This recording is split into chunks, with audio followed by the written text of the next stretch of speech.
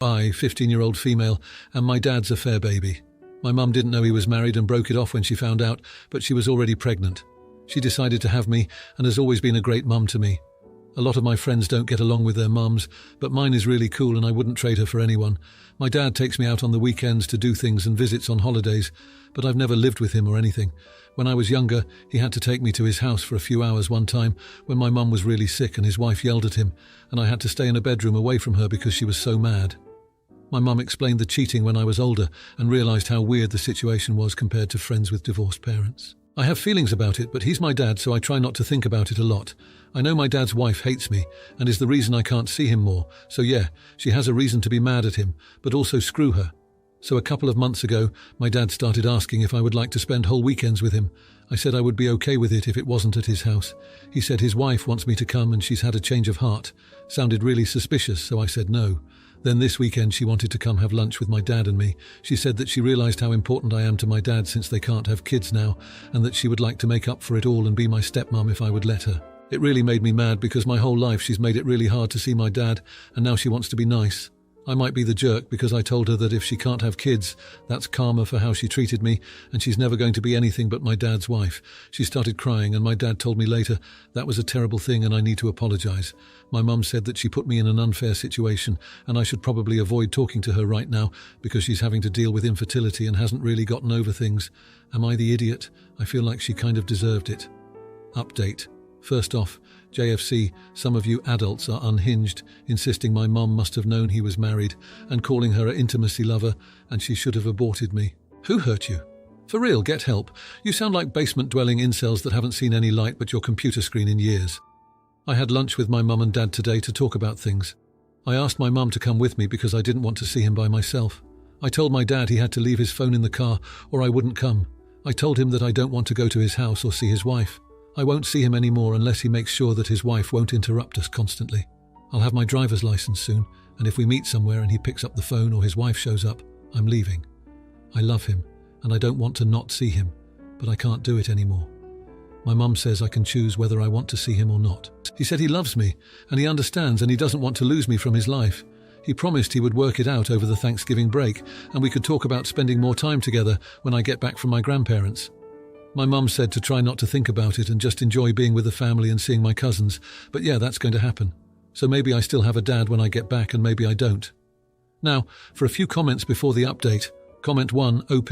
Why are you giving a pass to your father? You do realise he caused all of this, right? He's no angel and he sure as hell isn't as good as you seem to think he is. You're judging her for a mess he created. Was she right in her actions? Absolutely not, but recognise that she's a victim here too. No idiots here because you're all victims of your father's shitty choices. Comment 2, not the idiot. When she learned of her husband's affair, she had two choices. Leave or stay and treat the baby, you, with common human decency. She chose option 3, make the innocent baby the scapegoat. Stay away from her, especially while she's dealing with her infertility. Your plan of only seeing your dad away from her is a good one. Now, for the update. A lot has happened since I last talked about the whole mess with my dad and his wife.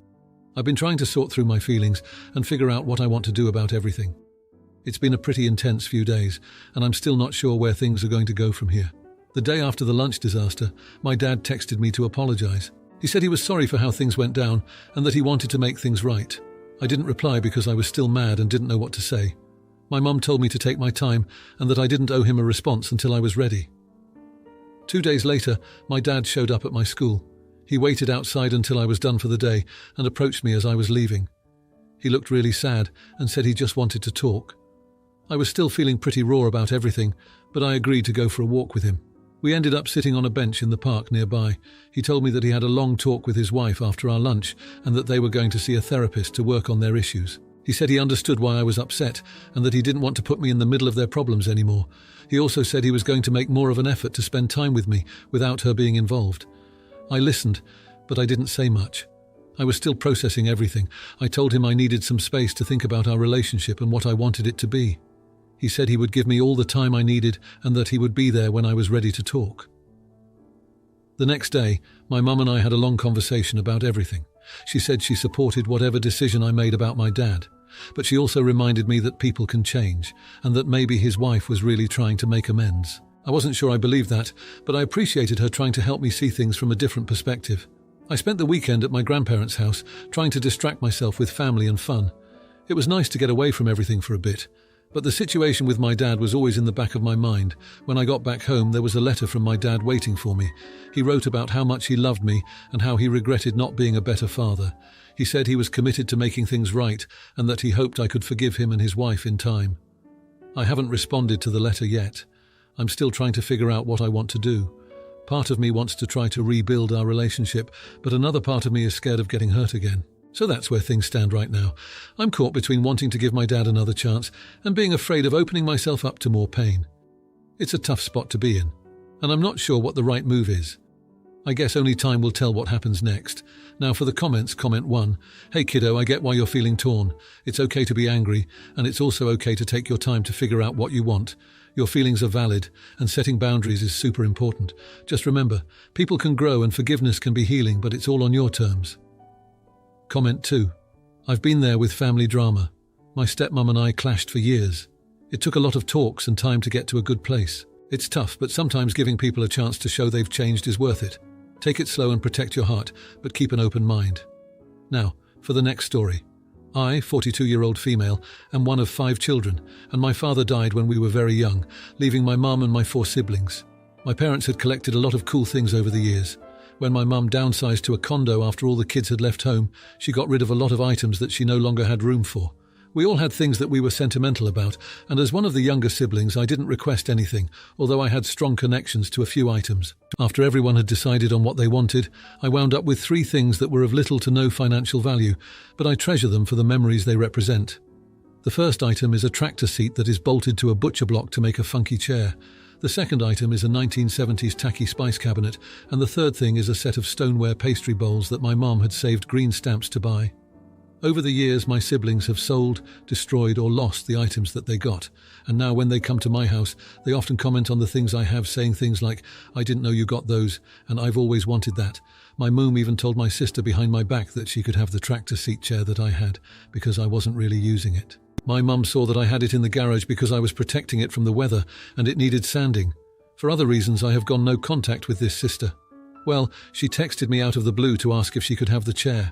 I told her it was sentimental for me and I would prefer to keep it. She tried to guilt-trip me about how she didn't have anything left from our parents. I didn't reply, conversation over. I also knew that if she had it, it would likely be ruined since she is a bit of a hoarder and doesn't take care of things. She has let a flooding basement go unresolved for years, and her entire house smells like mildew. So bad that I can smell it on her whenever I'm around her. She refuses to acknowledge there is a problem. Shortly after the text exchange, my mum came to house sit for one night, and I hid the chair in question because I was worried she was going to have my sister come over and grab it or take it for her. Then again, recently, my mum asked me if she could have the spice rack to give to my sister. I said that I was using it, which is true. We will be hosting Christmas this year, and I plan to hide the bowls, the chair and the spice rack while my family is visiting. I'm starting to feel like I don't really want anything to do with my family at all, including the heirlooms. I'm not someone who is generally attached to things, especially when it starts to affect a relationship, but I feel on principle this is about more than the heirlooms and more about boundaries. I feel bad about hiding things, but am I the idiot? Now for a few comments before the update. Comment 1. Nope, not the a-hole. Lock them in your car trunk when they visit. If you're distracted while hosting and they snoop around for the items, they won't consider them being in your car trunk. Comment 2. Not the a-hole. I am a professional organizer dealing with a hoarded house right now and all the damage that happens when you pack an entire landfill into a home. Ugh. Now, for the update. Thanks to everyone who read my last post. It's been a week since I shared my story, and a lot has happened since then. I thought I'd give you all an update on the situation with my family and the heirlooms. First off, my mum has been acting a bit strange since the whole chair incident. She's been dropping by more often than usual, and every time she does, she seems to be looking around the house, almost like she's searching for something. I haven't confronted her about it because I don't want to start another argument, but it's pretty clear she's still thinking about the heirlooms. My brother, who I haven't mentioned before, called me out of the blue. He's the one who usually stays out of family drama, so it was a surprise to hear from him. He asked how I was doing and if I had any plans for the spice rack. I found it odd that he brought it up, considering he's never shown any interest in it before. I told him it was still being used, and he quickly changed the subject. I can't help but wonder if my mum or sister put him up to it. Speaking of my sister, she's been oddly quiet since our last text exchange. I haven't heard a peep from her, which is unusual because she's typically the type to hold a grudge and make sure everyone knows it. I'm not sure if she's planning something or if she's genuinely moved on, but the silence is making me a bit uneasy. In preparation for hosting Christmas, I've been doing some early spring cleaning. While going through the garage, I found an old photo album that I hadn't seen in years. It was full of pictures of my parents and us kids, some of which included the heirlooms in the background. It was a bittersweet moment, and it made me realize how much these items really do mean to me. I've decided to take extra precautions with the heirlooms during the holidays. I've moved the tractor seat chair to a friend's house for safekeeping. The spice rack is now in my bedroom, which is off limits to guests, and the stoneware pastry bowls are hidden in a box labelled winter clothes in the attic. I feel ridiculous having to go to these lengths, but I can't shake the feeling that my family might try to take them when I'm not looking. In the midst of all this, my youngest sibling reached out to me. She's the peacemaker of the family and wanted to know if there was anything she could do to help resolve the tension. I appreciated her offer, but I'm not sure there's much she can do. The issues with the heirlooms are just the tip of the iceberg when it comes to our family's problems. I've also been reflecting on my relationship with my family as a whole. It's exhausting to feel like I have to constantly be on guard around them. I've started to question whether it's worth maintaining these relationships if they're causing me so much stress. I love my family, but I'm starting to feel like the distance I've put between us might be for the best. As Christmas approaches, I'm feeling a mix of anticipation and dread. I want to enjoy the holiday with my family, but I'm also worried about what might happen with the heirlooms. I'm hoping for a peaceful celebration, but I'm prepared for the possibility of conflict. I'll keep you all updated on how things go. For now, I'm just trying to focus on the positive aspects of the holiday season and hoping that my family can do the same. Now, for the comments. Comment 1. Hey there, it sounds like you're in a tough spot with your family. It's clear those items mean a lot to you, and you have every right to protect them. Have you thought about having a heart-to-heart with your siblings? Maybe if you explain why these items are so important to you, they might understand and back off a bit. It could help ease the tension and make family visits less stressful for you. Comment 2. I'm curious, does your family know the full history behind these items? Sometimes sharing the stories attached to heirlooms can help others respect their significance. It might be worth a try before distancing yourself. Also, kudos to your youngest sibling for offering to help. Maybe they can mediate a conversation that leads to a better understanding all around. Now for the next story. I currently owe my brother around $300. He fronted me some money for a family vacation and said I could pay him back in December, 3-paycheck month. My husband and I are hosting a small Thanksgiving this year with the family members who live within driving distance, and my brother's family arrived on Monday to stay through the weekend. His 2 kids, 3 and 6, are generally well behaved, but they're still kids, so I let him know to keep them out of the bonus room, currently half finished, and my craft room. You all know where this is going, so I'll just cut to the chase.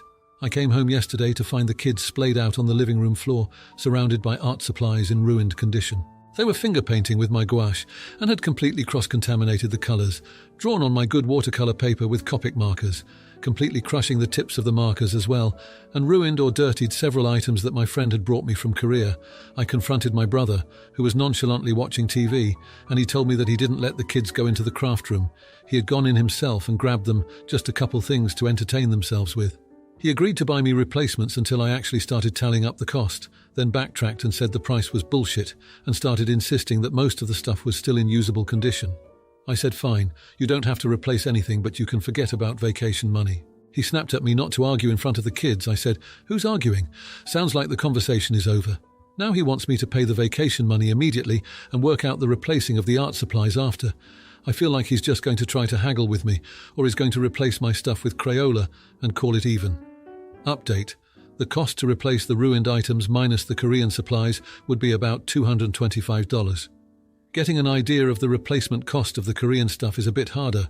It was mostly journaling stationery supplies, so I'm not 100% sure how to determine the cost of, for example, a half-used book of stickers or a bullet journal that has several pages scribbled in. There was also a set of stamps that the kids tried to use gouache markers on, which I'm not yet sure if they're going to need replacing or if they can be cleaned off without staining. I was fully prepared to just compartmentalize this whole thing for the next day to get through the holiday, but my husband ended up making a call to my ex Cecile, brother's ex and the kid's mum, and discussed with her what had happened. She was particularly upset that the 3-year-old was allowed to finger paint with supplies that were not specifically kid-friendly and non-toxic, and she called my brother immediately and chewed him out for that.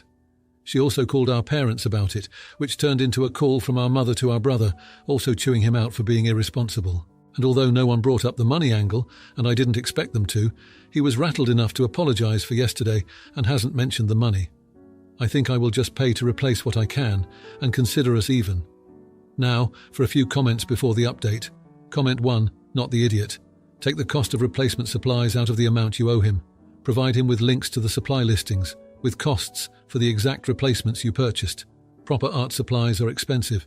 It isn't your fault that he didn't know that and just gave his kids your supplies without your permission, so he didn't have to entertain his own kids. Comment 2. Professional art supplies are expensive. I bet your brother was thinking in terms of kids' paint box and crayon prices. If necessary, you should give him an itemized list and let him see how much they cost, not the idiot. Now for the update. After the whole art supply disaster, things were tense for a while. My brother seemed to realize he'd messed up, especially after getting an earful from our ex-Sil and our mum. He didn't bring up the vacation money again, and I was left to figure out how to replace my precious supplies. I started researching the cost of the Korean items, which was tricky, but I managed to find similar products online. The total came out to a bit more than I expected, but I was determined to get my craft room back in order. Meanwhile, my husband, bless his heart, took it upon himself to clean the stamps. He spent hours researching and carefully removing the gouache and marker stains. To my surprise, they came out looking almost new. I was so grateful for his effort, it saved me from having to replace them. As for the rest of the supplies, I made a list and started ordering replacements. I found good deals and even discovered some new art stores in the process. It was a bit of a hit to our budget, but I figured it was worth it to have my creative space back. A week after the incident, my brother came over to apologize in person. He admitted he hadn't realized how expensive and special my art supplies were. He handed me an envelope with $300 in it, the exact amount he owed me for the vacation. He said it was the least he could do after what happened. I was taken aback by his gesture. It seemed like he genuinely felt bad and wanted to make things right. With the vacation money in hand, I was able to order the last of the replacement supplies. When they arrived, I spent an entire weekend reorganizing my craft room. It felt good to put everything back in its place, and the room looked even better than before. The kids, on the other hand, were given a stern talking to about respecting other people's property. My brother and his ex-wife decided to set up a small art station at their house with kid-friendly supplies, so the kids could express their creativity without causing chaos in someone else's space. As for the family dynamics, this incident brought some issues to light, but it also brought us closer together. My parents offered to host a family meeting where we all discussed boundaries and respect for each other's belongings. It was a productive conversation, and everyone left feeling heard and understood. In the end, my brother and I repaired our relationship. He even joined me for an art class, claiming he wanted to understand why I loved my hobby so much. Watching him struggle to paint a simple landscape was both hilarious and heartwarming. It turned out to be a bonding experience, and we've made it a monthly tradition. The kids learned their lesson too. They now have their own art supplies and are becoming quite the little artists, under supervision, of course. My niece and nephew even made me thank you cards with their new watercolours, which I proudly display on my fridge. As Thanksgiving rolled around again, we all gathered at my house, this time with a new appreciation for each other. The kids played happily with their non-toxic paints, my brother helped me in the kitchen, and our parents shared stories from their younger days. It was a peaceful, joyful holiday, free from any drama. Looking back, I'm amazed at how everything turned out. It was a stressful situation that could have easily driven a wedge between us, but instead it taught us all valuable lessons and brought us closer together. My craft room is now my sanctuary once again, and I have a newfound respect for my brother's efforts to make amends. It's funny how life works out sometimes, but I'm just thankful that in the end, everything fell into place. Now, for the comments. Comment 1. Hey, I get the frustration with your bro, but withholding the money might not be the best move legally or relationship-wise. Maybe draft up a simple agreement on how he'll pay for the damages. That way, you've got something in writing, and it keeps things clear and fair for both sides. Comment 2. Totally understand why you'd be upset art supplies aren't cheap. It's good that your brother eventually stepped up. Maybe use this as a teachable moment for the kids about respecting other people's property. And hey, it sounds like you've turned a messy situation into a chance for family bonding. Silver linings, right? If you liked this video, you'll probably like these too. Also, while you're here, please consider subscribing. It's your support that keeps this channel alive and allows me to make better and longer videos. Have a great day.